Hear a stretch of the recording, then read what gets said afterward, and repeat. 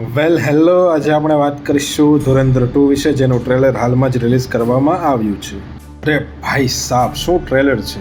ધુરંધરમાંથી ધુરન કાઢી નાખીએ એટલે ધર. ભાઈ લોક, આપણા આદિત્ય ધર શું મૂવી બનાવી છે ધુરંધર. ટોક્સિકને પણ એની રિલીઝ ડેટ પાછળ લેવી પડી, બોલો. તો પછી વાત કરીએ રહેમાન ડકૈત કી મોત કે બાદ લિયારી કા નયા બાદશાહ કોણ.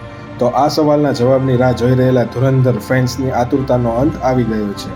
આપણા ધર એટલે કે આદિત્ય ધર સાહેબે ધુરંધર ધ રિવેન્જનું ટ્રેલર રિલીઝ કરી દીધું છે.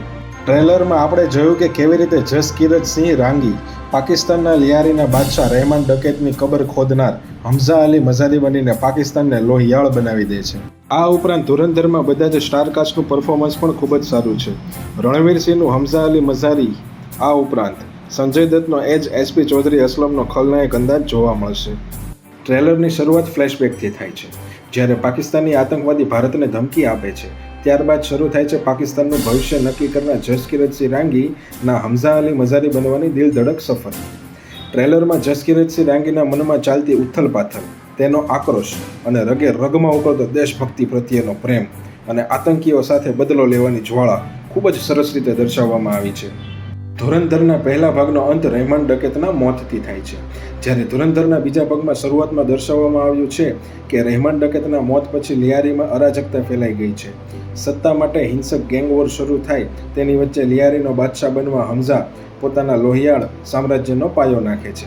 તેના ખતરનાક સ્વરૂપ અને ઈરાદાઓથી પાકિસ્તાનનું આખું અંડરવર્લ્ડ થથરી રહ્યું છે.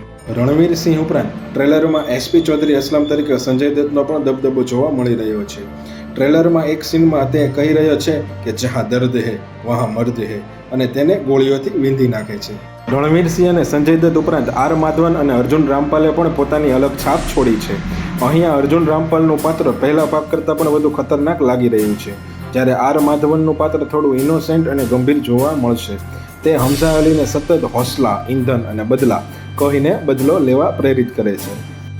આ ભાગમાં પણ પહેલા ભાગની જેમ બ્રુટલ સીન્સ, એક્શન સીન્સ, સત્તા માટે રમાતું રાજકારણ જોવા મળશે.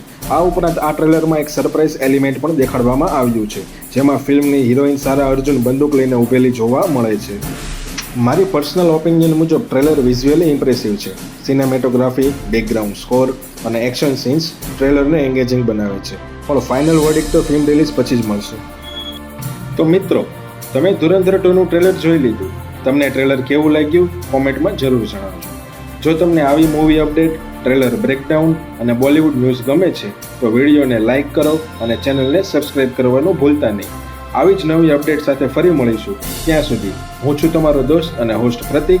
જોતા રહો સિનેમા ગપસપ વિથ પ્રતિક. બાય.